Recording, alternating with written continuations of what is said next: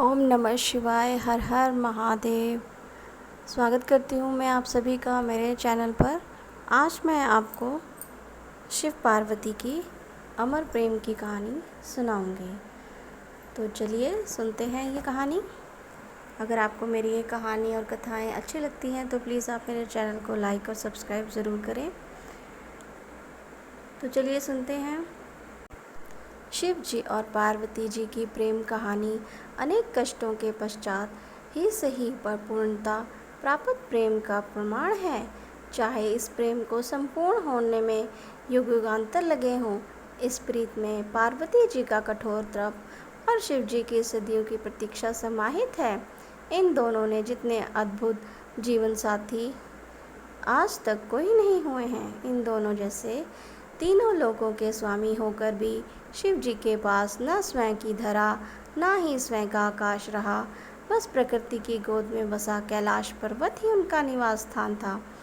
और दूसरी ओर पार्वती जी हर जन्म में राजकुमारी या बड़े घर की कन्या हुई, फिर भी उन्हें अपने जीवन में शिव जी से अधिक किसी की भी चाह नहीं थी। शिव जी की सकल सृष्टि के स्वामी, परंतु अज्ञानियों की दृष्टि में वह एक अघोरी से ज़्यादा कुछ नहीं।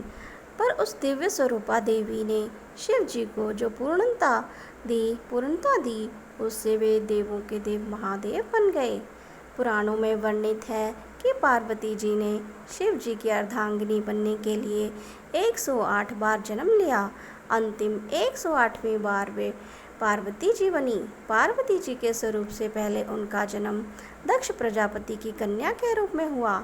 तब उस जन्म में भी उन्होंने प्रेम से वशीभूत होकर शिव संग प्रेम विवाह किया, परंतु उनके पिता प्रजापति की इच्छा रही थी कि सती विष्णु जी को वरण करे ताकि वे सब प्रकार के वैभवों से युक्त व प्रसन्न रहे।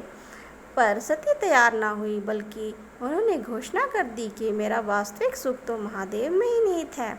सती रूप में शिव जी की भक्ति और दृढ़ता से उन्हें पति के रूप में पाया। इसी बात से दक्ष प्रजापति शिव जी के विरोधी बन गए और अपना सबसे बड़ा शत्रु अपने ही जमाता अथवा शिव जी को मान लिया। शिव जी को तुच्छ दर्शाने के लिए दक्ष ने महायज्ञ का आयोजन किया, जिसमें सभी देव देवताओं, दक्ष, यक्ष, किन्नर, साधु, संत, ऋषि मुनियों को बुलाया गया। बस स्वयं की पुत्री और जमाता को छोड़कर इस यज्ञ में जाने हेतु पार्वती जी ने शिव को समझाया कि आमंत्रित तो परायों को किया जाता है, अपनों को नहीं। और वे वहाँ बिन बुलाए चली गई तो उन्हें बहुत अपमानित होना पड़ा। उन्हें शिव जी की बात ना मानकर गलती हो जाने का भान हुआ, और जब उन्होंने शिव जी के प्रति अपमानजनक शब्द सुने तो वह यज्ञ के अग्निकुंड में कूद गई। शिव जी को जब पता चला तो उनके गणों ने यज्ञ भंग कर दिया। सती ने पुनर्जन्म में शिव जी से मिलने का वचन देकर प्राण त्याग दिए। शिव जी माता सती का मृत शरीर लिए विपक्षित से घूमते रहे। तब विष्णु जी ने सुदर्शन चक्र से 51 भागों में सती के तन को काट दिया, जो आज भी 91 शक्ति पीठ के रूप में स्थापित है।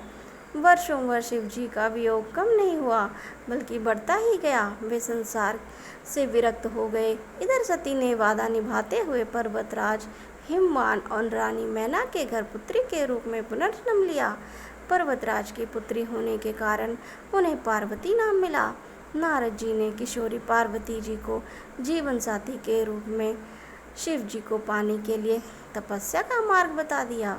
तब पार्वती जी ने अपनी सखी को हृदय की बात बताई तो उनकी सखी उन्हें घोर बियावान जंगल में लेकर गई, जहाँ पार्वती जी ने अन्न जल का परित्याग करके विभिन्न कठोर से कठोर तप सहस्त्रों वर्षों तक किए।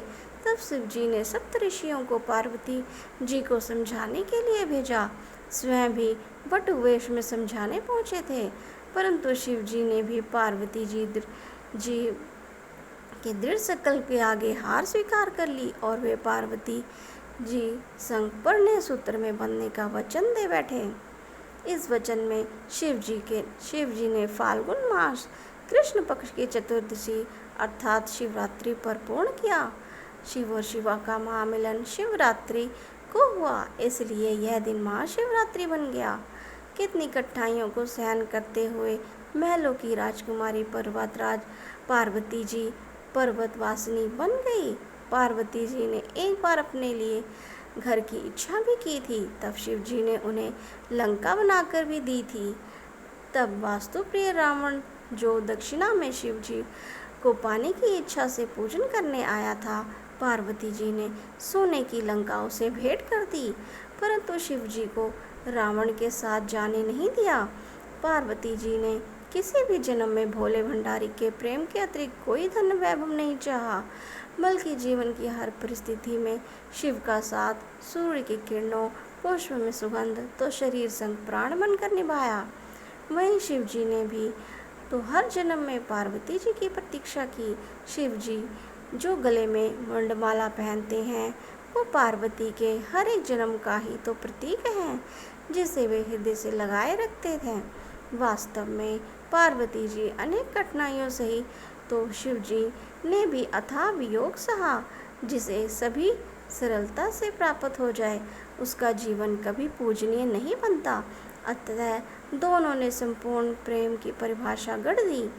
आज के युग में जहाँ प्रेम प्रीत के मायने बदल गए हैं, जहाँ प्यार का स्थान अर्थ भोग विलास ने ले लिया है, वहाँ शिव और शिवा का निश्चल स्वार्थ अडिग प्रेम सभी के लिए प्रेरणादायी है।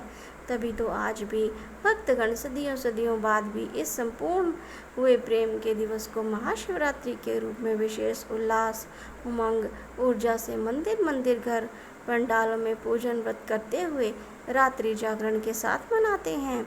साथ ही महादेव और महादेवी से इसी तरह के पूर्ण प्रेम पाने की कामना करते हुए जीवन में संपूर्णता और सकल सुख पाने की इच्छा करते हैं।